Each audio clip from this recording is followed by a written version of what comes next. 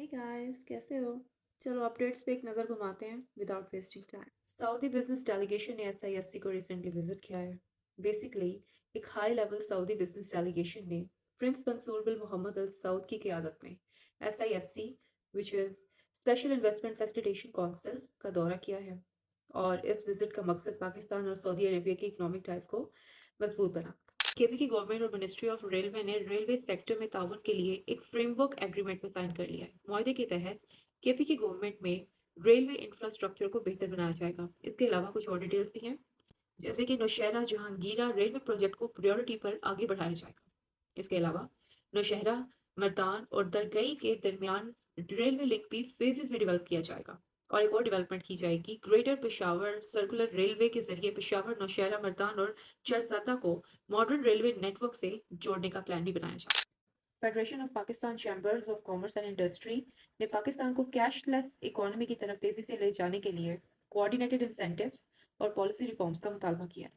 Pakistan single window और Pakistan airport authorities ने मिलकर एक एमओयू साइन किया है, जिसके थ्रू ये डिजिटलाइज करेंगे the collection of CTC cargo throughput charges को।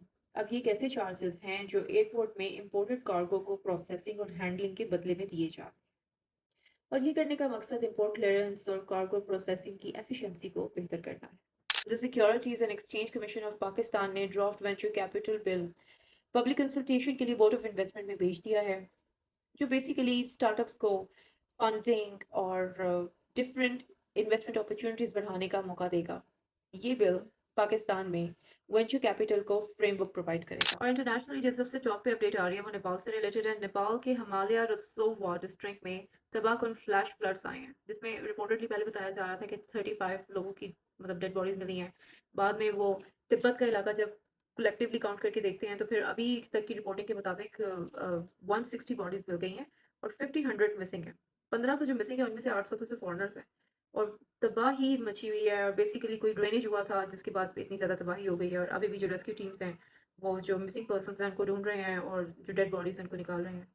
और गजा पीस प्लान में फर्दर डिटेल आई है। गजा पीस बोर्ड के अकॉर्डिंग हमास और हमास के अलावा जितने भी आर्म्ड फ्रैक्शंस वहां मिलते हैं वो सरेंडर करना चाहते हैं और सिविलियन और सिक्योरिटी गवर्नेंस को छोड़ने के लिए पहली दफा एग्री कर रहे हैं। प्लान के अकॉर्डिंग गजा में वेपन्स को खत्म किया जाएगा और हमास को गवर्नेंस से हटा दिया जाएगा, जिसके बाद Gaza administration national committee for administration of Gaza को ट्रांसफर कर दी जाएगी, जो कि एक ट्रांजिशनल फलस्तीनियन टेक्नोक्रेटिक एडमिनिस्ट्रेशन हो। और इसी प्लान के अकॉर्डिंग अगर इसराइली फोर्सेस फेस्ड विड्रॉल की तरफ चली जाती हैं तो इंटरनेशनल स्टेबिलिटी और सिक्योरिटी अरेंजमेंट इंप्लीमेंट हो जाएगी ऑटोमेटिकली, और ओवरऑल एक रिस्ट्रक्चरिंग का फेज शुरू हो जाएगा। तो इस कंडीशन में भी देखो कि हमास का इम्प्लीमेंटेशन और इसराइली फोर्सेस का विड्रॉल, ये टू मेजर चैलेंजेस हैं अभी के ये सारे प्लान में।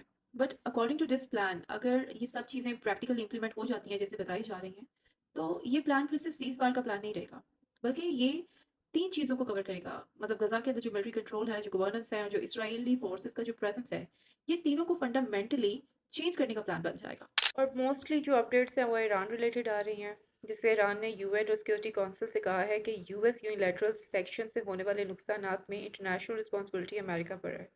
इसके अलावा ईरान ने यूएस सेक्शंस को इकोनॉमिक टेररिज्म करार दिया है और फुल कंपनसेशन का मुतालबा भी किया है। मगर स्ट्रेट ऑफ हॉर्मुज़ में देखने को एक अच्छी डेवलपमेंट जो मिल रही है वो शिपिंग ट्रैफिक का बढ़ना है। मतलब टेंशन्स तो अभी भी अपनी जगह ही हैं, लेकिन वेसल्स का अब थोड़ा बहुत मूवमेंट देखने को मिल रहा है। जैसे वेनसडे को 10 कमोडिटी वेसल्स गुजरे और ट्यूसडे को 8 गुजरे थे। तो अभी भी ट्रैफिक जो है वो एवरेज 10 डेज की 15 वेसल कम है, लेकिन एटलीस्ट थोड़ा तो बेहतरी की तरफ जा रही हैं चीज़ें। और रिसेंटली ईरान और ओमान ने स्ट्रेट ऑफ हॉर्मुज़ में टेम्परेरी सेफ नेविगेशन कॉरिडोर के ऊपर बात की और माइंस को क्लियर करने की बात की। तो जहाँ पे इतना पॉजिटिव डिस्कशन चल रहा था तो मार्केट की नज़र टोटली इन टॉक्स के ऊपर थी, तो एक पॉजिटिव शिफ्ट तो आना ही था। और इसके अलावा एक और पॉजिटिव शिफ्ट जो देखने को मिल रहा है वो ऑयल प्राइसेस का डिक्लाइनिंग में जाना, और अभी तक ये डिक्लाइन में ही है। मतलब आज की डेट में अगर ब्रेंट ऑयल को देखें तो $86.4 से $87.4 समथिंग होगा, जो कि रफली डाउन है 0.5 से 0.8%। और अभी आपने देखा कि पाकिस्तानी ऑफिशियल्स ने भी इस जगह इन मतलब इन डिप्लोमेटिक एफर्ट्स में कंट्रीब्यूट करने की कोशिश की है। ओवरऑल सब कंट्रीज कर रही हैं, और सुनने में आया है अब जो कतरी प्राइम मिनिस्टर है वो भी ईरान जा रहा है सेम इसी चीज़ के लिए कि किसी तरह से यूएस और ईरान को डिप्लोमेसी की तरफ लाया जाए। तो चीज़ें बेहतरी की तरफ जा रही हैं और उम्मीद करते हैं कि चली जाएँगी। तो बस आज की अपडेट ख़त्म और जो रह गई हैं उनको अगली अपडेट में शामिल कर दिया जाएगा। और मुझे पता है मैं अपलोड लेट कर रही हूँ, उसकी वजह भी बता देती हूँ कि मुझे कहीं जाना पड़ गया था, तो I am sorry for that. Next मैं कोशिश करूँगी कि ये मेरी मिस्टेक रिपीट ना हो, और अगर कभी हो जाती है तो एक चीज़ मैं हमेशा कोशिश करूँगी कि विदिन 24 आवर्स मेरी डेली अपडेट को मैं अपलोड ज़रूर कर दूँ। एटलीस्ट कोई दिन मिस नहीं होना चाहिए। तो प्लीज़ नाराज़ नहीं होना मुझसे, एक तो ये कहना था। तो चलो कल दोबारा मिलते हैं नई बातों के साथ, नए सवालात के साथ। मुझसे मिलने आओगे ना? बाय।